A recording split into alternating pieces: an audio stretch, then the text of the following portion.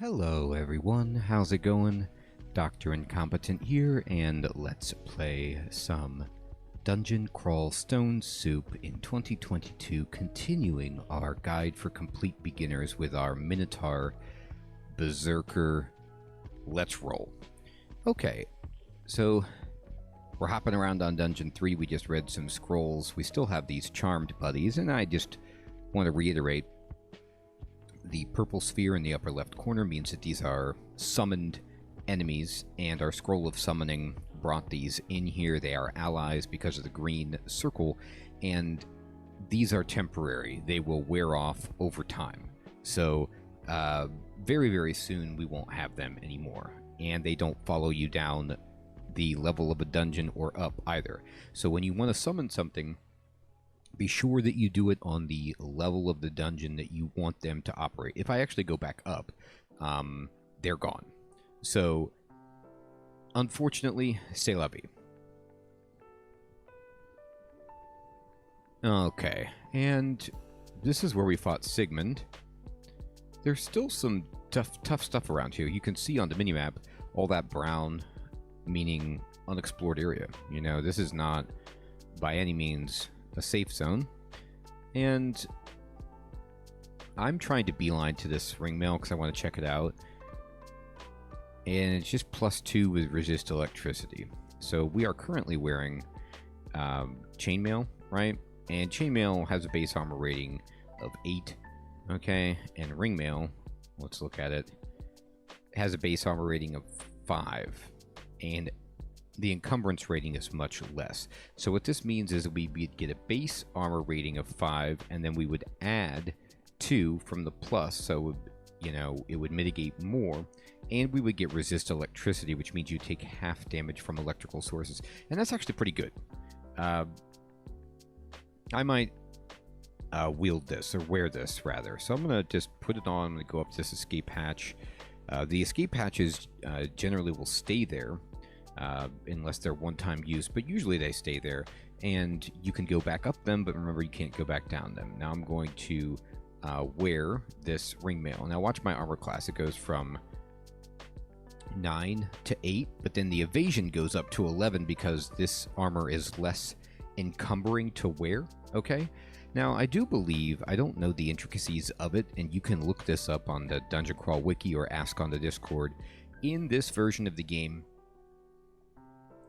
they have, or maybe it was last version, they've basically reworked some of the equations so that armor class is more helpful than it used to be for incoming damage. Before, it was all a game about GDR, guaranteed damage reduction, so you wanted body armor that had the highest base armor value possible, like orange crystal plate or some kind of ridiculously heavy armor like that, and that was supreme for mitigating damage. But they have changed that formula somewhat to make it so that armors that have less base armor but maybe have a bunch of enchantments or something that get up there on armor class do better at mitigating damage. So this is probably this is a net positive for us because we lose a little base damage and a little armor class, but we gain evasion and we gain resistance to electricity.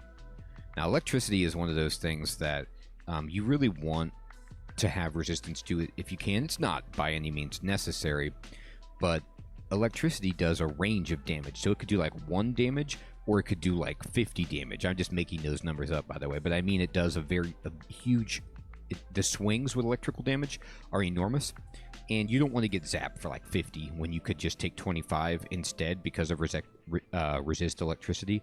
It doesn't make you immune to it, but it makes you take half damage.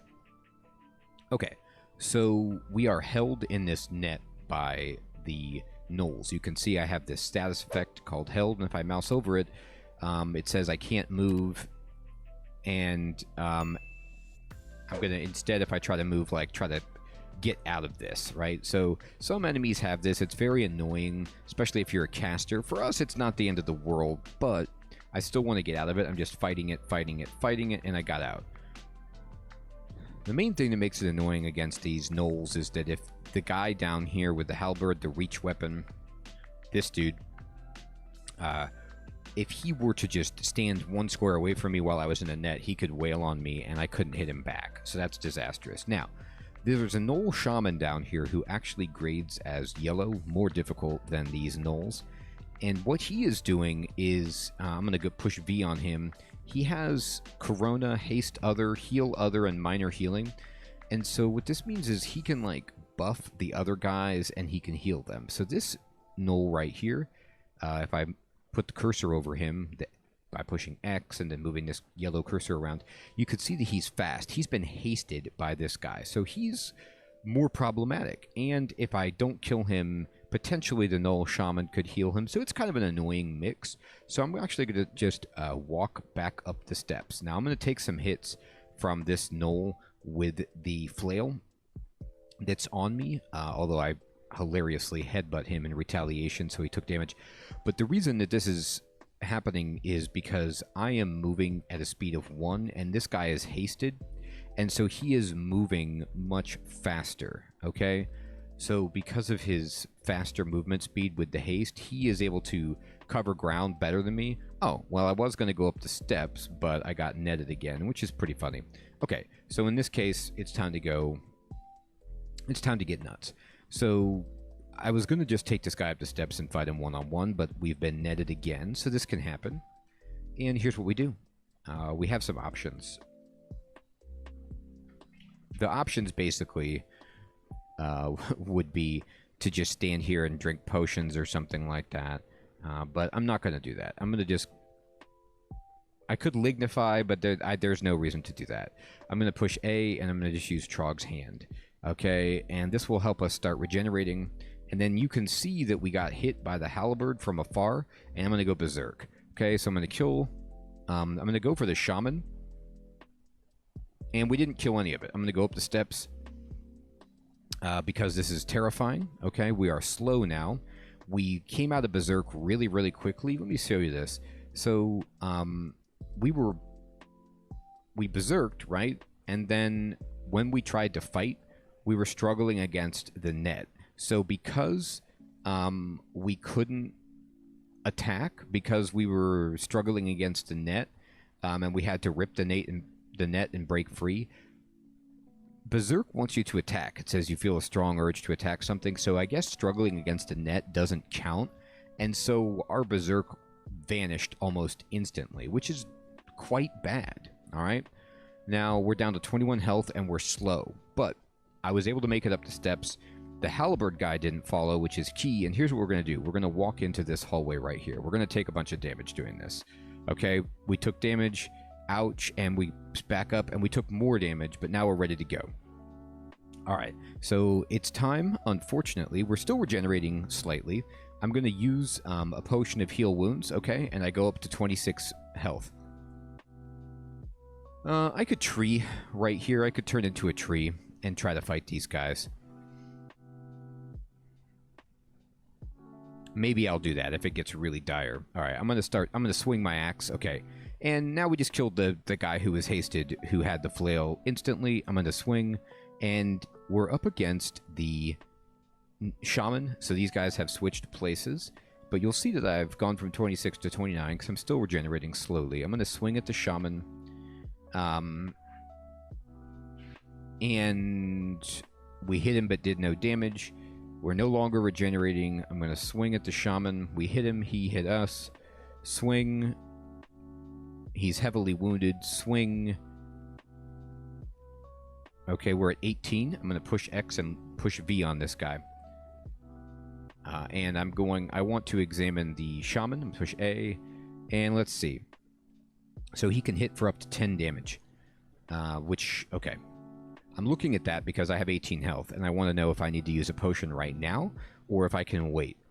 I'd love to not use one and save, but this might be a situation where I cannot do that. Now, I do have 2 pips of piety, so I'm actually going to use Trog's Hand again, okay?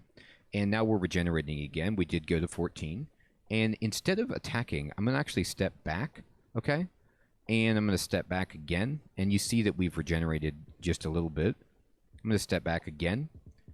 And I think that this is something that's being edited in the game, that like every so often, while I'm trying to take advantage of passing time by moving with these enemies, they would get to attack me. Like right now, we both move.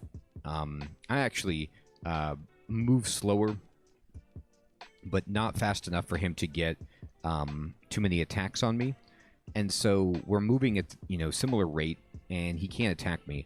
And so what I'm doing is taking advantage of my heal over time, my regeneration, and just moving away. I'm also trying to get rid of the slow debuff by passing time so that I can attack this guy with full health. He's also hasted, this guy. So I'm not really in a hurry to kill him, because then I'm going to have to deal with the hasted guy. So if I can wait, we can get rid of this guy's haste. So I'm going to step here, I'm going to step here, and I'm going to step here, okay? And he has decided, oh, he's praying. So, it looks like he hasted the guy again. Oh, no, he healed himself a little bit. Okay, that's fine. So he's actually decided to heal himself, which is, to be honest, it's okay. It's like slightly annoying, but all right. So here we are. There is a stairway that goes up over here, okay? So I'm going to pretend like I could make it over there. But, okay, we are no longer slowed, all right? So because we are no longer slowed, I'm going to step here, all right? And I'm actually going to fight this guy. I'm going to swing. I'm going to swing. We are no longer regenerating, but we still have 2 pips of piety, so we could Trog's Hand again, which is something I am strongly considering, but I'm just going to wait. I'm going to kill him. Okay, he's dead. And watch what happened. We swung. We killed the Null Shaman, and in the meantime, this hasted guy, before we could even act, moved up and attacked me, but we headbutted him in retaliation and almost killed this guy. The regular Null is so much weaker than the Shaman, and even though he's hasted, one of the important things to note is that he's just using a whip, okay? Although it doesn't look like that in the sprite. The sprite looks like he has a... Oh, no, never mind. I'm sorry. That's the item that's laying here. He has a club, right, which is what it looks like. So he has a club, which is like a terrible weapon. It's not magical at all. So because he has this terrible club, we're not concerned at all. So I'm just going to in here and fight this guy. And swing, swing. He's dead. Okay, and so I'm going to rest and get my health back. That was a situation where it spiraled out of control because of the nets. And we had to use one of our premium consumable items, the Potion of Heal Wounds, to stay alive. Now, I went very close to dying, to 14 hit points, I believe, and so I made some moves that, like, I know what this character is capable of because I've played the game so much, but if you were like, that's too low of health and you would have used your consumables, that's totally fine. I'm just a person who really, really sandbags things to try to save them for absolute emergencies. Like, I didn't even Trog's Hand again. And ironically, we lost Troll's Favor, and so we can't Trog's Hand right now, but we could have back there, because this wears off over time when you're not killing stuff. So anyway, I didn't use Trog's Hand. I tried to save Piety. I tried to save up, because I want those things for down the road. As you get better at the game, you'll understand when to hold on to things and when to use them, because if you prematurely use all your potions when you don't need to, you're going to get to a place where you're like, I have no consumables, I have nothing. And so I'm just, you know, at the mercy of the game, which is okay, but it's more dangerous. Now, I will say this, though. On the other side, it's a balancing act, because you don't want to die with a lot of consumables in your backpack. You don't want to die with potions of healing, you know, that you could have used to save your life. Okay, so you just need to understand risk-reward and when to use these things, and that just comes through experience. Okay? So I got very, very close to the edge, but I could easily have justified using another potion there to stay alive, or use Trog's Hand. I was going to go Berserk if I had to, but I didn't end up having to. So I'm not going to go down this staircase, because I know that there's a guy with a halberd there who's going to smack me in the face with it as soon as I step down. So I'd rather not give him a free hit I'm just going to go up here and auto-explore. Okay, here's an ogre. This is a great early game enemy that is just a big meat bag. Ogres can do a ton of damage with their great clubs, so they're formidable foes, but they have almost no armor. So, you know, you can damage them quite easily. But if you are earlier in the game with your Berserker and you don't have great armor yet, you should be scared of them. But Berserk generally is enough for just a regular ogre. Alright, so I'm going to go over here. You know, I'm going to switch. I'm going to fire once. I'm going to switch back. I missed. No big deal. He's one square away. I'm going to push A, go Berserk, and kill him in one shot. And then we just go up and rest, back down. Okay, Phantom. Here's our buddy the Phantom. I'm just going to fight this guy. He's going to blink us around, but not a big deal. We level up to 8. We got an agility point, which I'm not happy about, but you can't really control that stat gain. It just happened. Okay, so here's Edmund. Edmund, what you got? He has a Vorpal, Flail, and Ringmail. Alright, so Vorpal is a brand that is a magical enchantment that goes on the weapon, and it's +1, so it has a regular enchantment to just make it do more damage and be more accurate. But Vorpal means that when it hits, it just does more damage on top of that. So, and it's like physical generic damage. So that's kind of scary, you know, but I'm not terrified of Edmund right here. I'm just going to walk him back to the steps, and I am going to switch. I'm just going to try to hit him a couple of times if possible. I'm going to switch back, and I'm going to go Berserk. And we're just going to swing at Edmund and annihilate him. And he's dead. And we'll just go upstairs and just rest off our Berserk and go back down. Now, we can get his Vorpal Flail. And just check this out. Look at this. His Vorpal Flail is base damage 10, base accuracy 0 with 1.4 delay. Alright? And the weapon that we're using, the War Axe, is actually slightly slower, 1.5 delay, but does more base damage. It does not have an enchantment, and it doesn't have a brand. That's what we call those extra things on weapons. It could be like a +1 War Axe of Flaming, or Vorpal, or you know, it could be Freezing.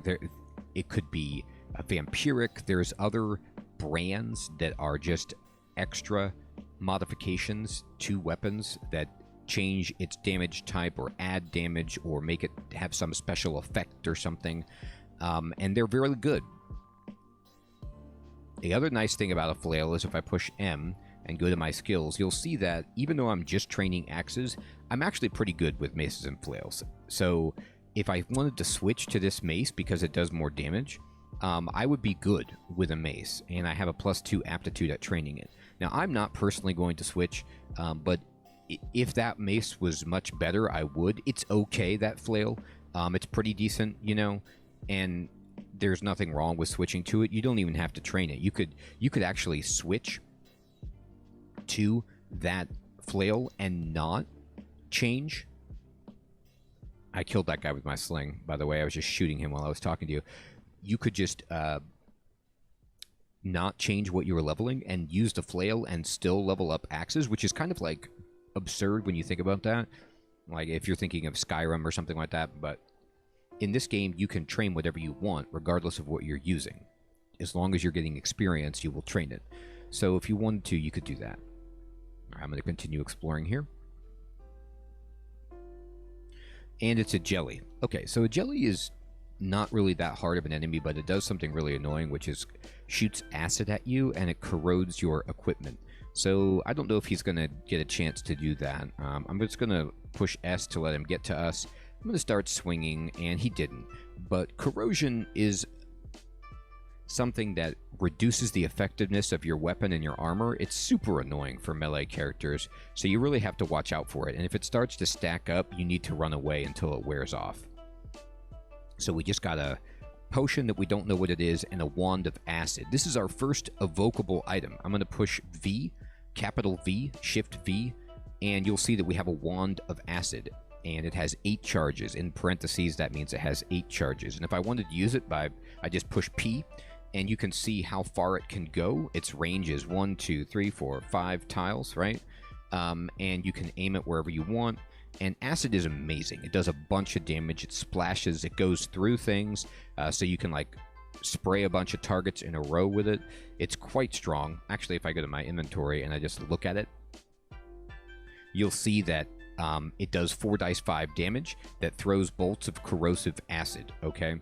And you can corrode enemies with this. It's really, really good. Now, if I push M, you'll see that a skill has over here called evocations.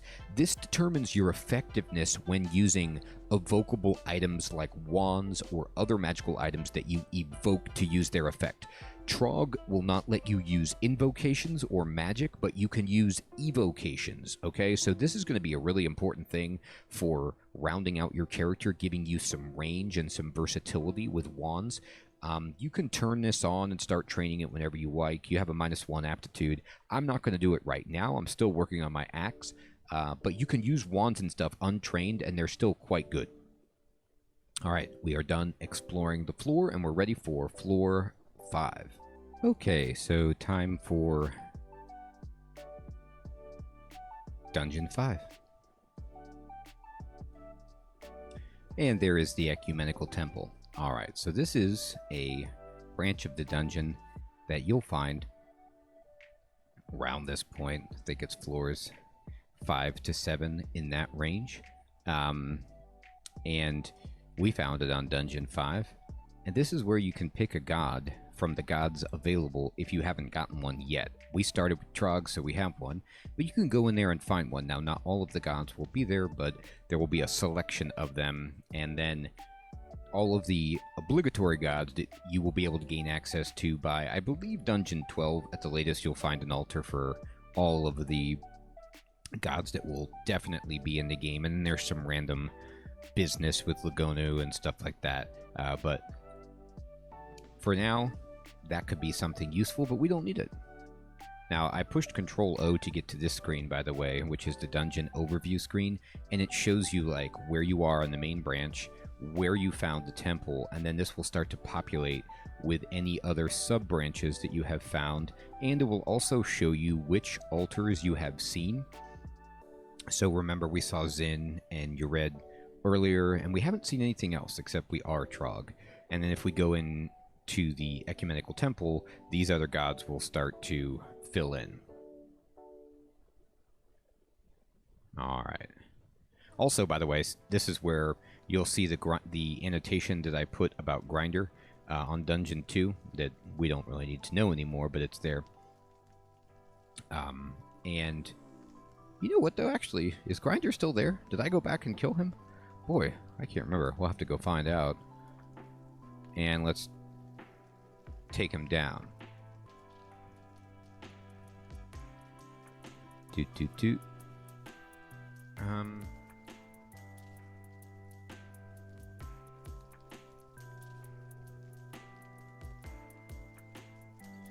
No, those just orbs. Okay, and I'm gonna just keep exploring.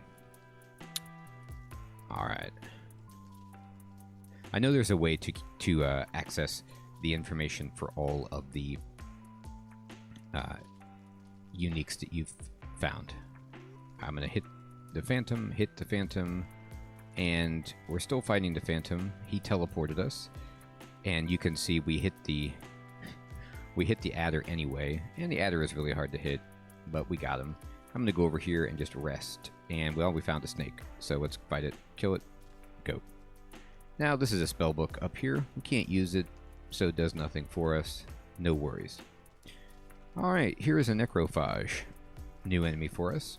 Remember, whenever you find a new enemy, just go over to it, push V on it, and you can see that he's undead, and he spreads disease and decay. Alright? So, he, being undead, is immune to poison, negative energy, and torment, and he's resistant to cold and drowning.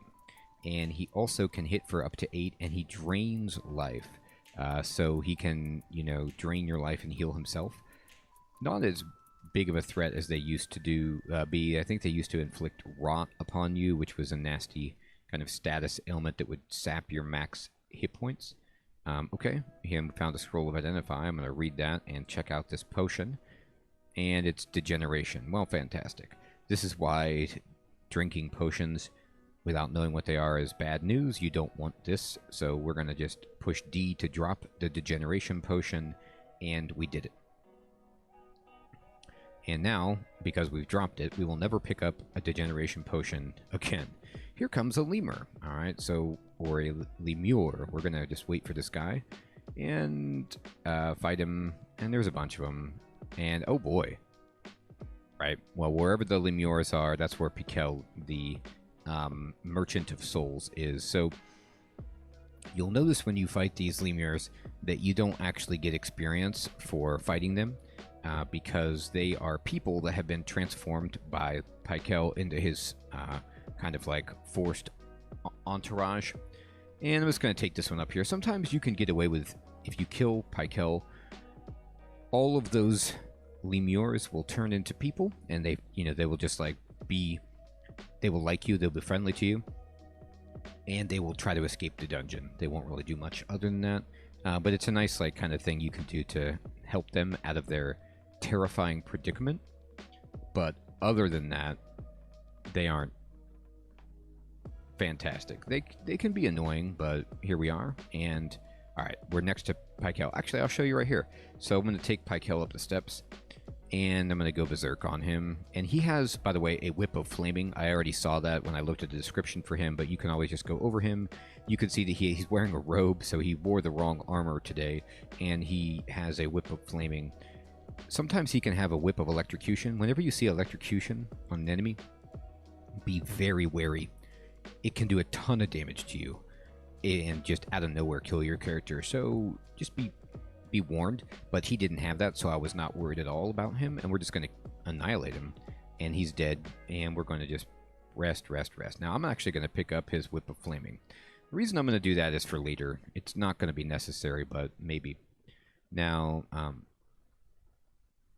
by the way, the only reason I'm picking it up is just because if I were to fight a Hydra with this character, which we're not ready for that at all, an axe, when you chop off a Hydra's head, just makes more heads. So having some kind of flaming weapon will cauterize the wound. Now, you don't need it on a whip because it's a cudgel to maces and whips.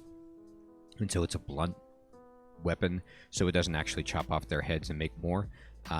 But flaming can be nice for certain enemies that are vulnerable to it, and it's just something nice to switch to in that case when I was fighting it. It's not very much damage because it's only a whip, but it's +2, and it'll do fire damage to the Hydra as well. So it probably will be enough with Berserk, but we'll see. Hopefully we can get something better. Alright, an axe of flaming, for example, a big one would be nice. And I'm just going around auto-exploring and resting as needed to just mow through this level. Another Necrophage, a few on this level. I'm just going to wait for this guy, pushing S, and blast him. And hey, we got to level 9. Oh, okay. I'm sorry, I misread that before. So he drains your hit points. Drain is a tricky one. Like, in some games it means like I take your hit points and I heal. In this game, drain means he will take away from your maximum health, and you'll see that you don't have full health, and you need to basically earn experience to wear the drain off. So like, let's say I have 64 hit points right now, and he drained me down to 62 maximum. You would see a 62 in parentheses next to my 64, or I'm sorry, you would see a 62 in parentheses, meaning like, hey, you're not at max health. And after time, after getting experience, I will slowly get those hit points back. It's not permanent, it just needs to be worn through by gaining experience. Luckily, we gained enough from hitting him and killing him that we didn't have to worry about it. He didn't get a big chance to drain us. Now we're level 9, which is great because we get a stat boost, and we're going to go strength, and we get 2 strength. Remember, you get 2 at 3, 2 at 9. And terrific. Now there's Menkauri. All right, we're going to walk away from Menkauri. Hopefully he doesn't see us. He didn't. I'm going to rest. Menkauri is a really annoying dude. We should be okay against him if we can get close to him, but if he's far away, he's going to be really difficult.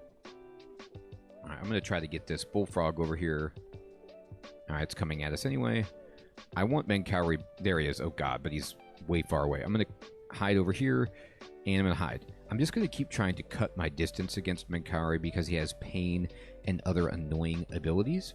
So as soon as we see him, I'm pushing S just to wait, and he's... Gosh, he keeps going far away. Alright.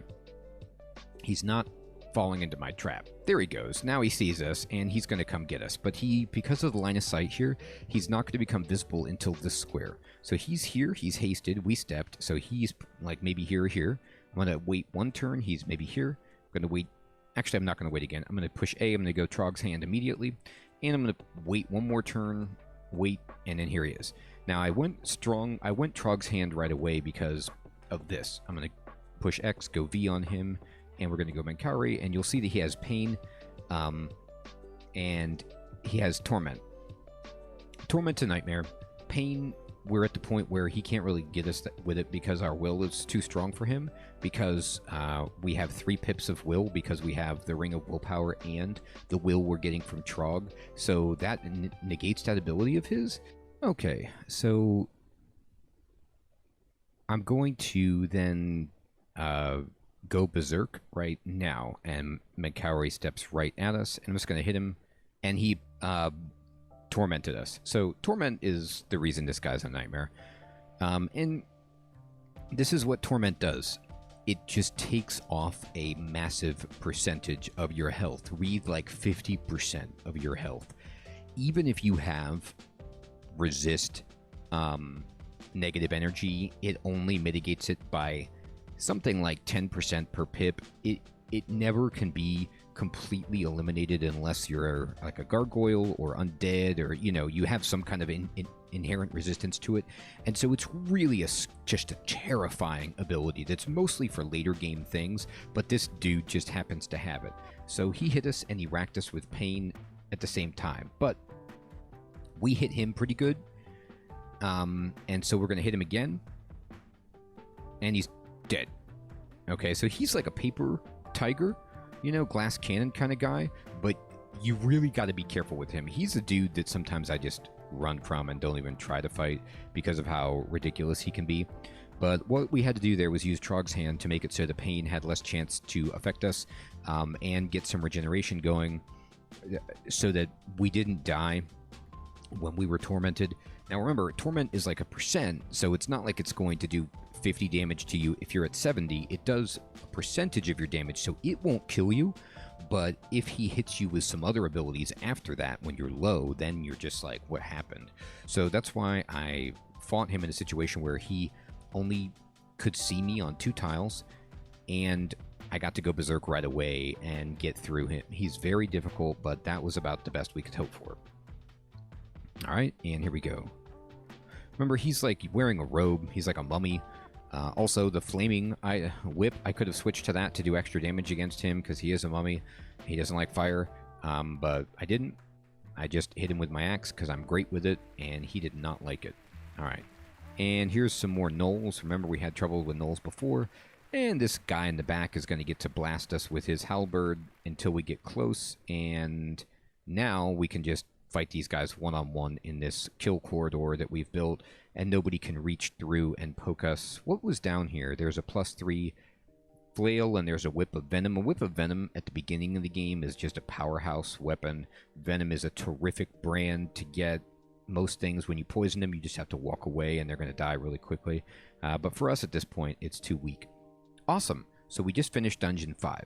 So we finished Dungeon 4, 5, we found the Ecumenical Temple, we leveled up to 9. We took down Edmund, Menkauri, we got through a really difficult netting situation with gnolls and a gnoll shaman, and we're cooking with gas. Everyone, I think this is a good place to stop this tutorial episode. I hope you guys are still getting benefit from this. I'm not sure how much further I'm going to go, if at all. I think you get a good sense of what the Minotaur Berserker is capable of early on, but then again, I'm not super deep. Hopefully you see some of the choices that we've made. We also got a Wand of Acid, which is just great. And we're cooking. I'm at skill 14.8 with axes, and you'll see that I need to get level 16 to get min delay with this war axe, so we're almost there, to be honest. And once we get min delay, I'm going to switch off of axes and start training other things. You could do that now if you wanted to. If you wanted to start training fighting to get some more hit points, armor to get better with armor, to have to worry about encumbrance less, get more armor class out of your armor, evocations to do more damage with your evocable items, dodging to get a little bit of extra dodge. If you want to go range, you could pump up slings, although I really wouldn't. My main things with a berserker are going to be axes, or whatever weapon you pick, like maces, whatever you want, pole arms, and then after that you go fighting, armor, and then you kind of work in some evocations and some dodging. That's my kind of list to make your character nice and stout, but that's just me. All right, everybody, thanks for watching. Take care.